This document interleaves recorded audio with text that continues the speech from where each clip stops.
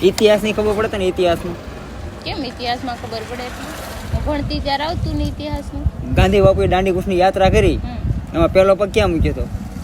પેલો પગ ક્યાં મૂક્યો? સમયનો પર મૂક્યો હોય, ક્યાં મૂક્યો હોય? દાંડીથી શરૂઆત કરી તો દાંડી પહેલો પગ મૂકે. બીજો પગ હાજીપુરમાં મૂકવા આવ્યા હતા. અચ્છા, હાજીપર ઈ તે ઓલું જે મારું સોડાય ગામ. નથી મળતી ઈ હાજીપર, જે સોડાય નથી મળતી, ઠંડુ પાણી નથી મળતું. ગળામાં બળતું નથી, સોડા ન મળે, તને નો ખબર પડે આમાં બધી.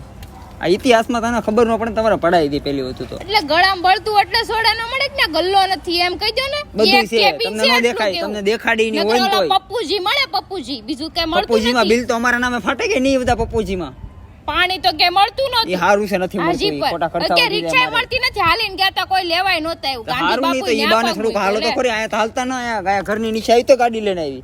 ત્યાં 2-3-4 કિલોમીટર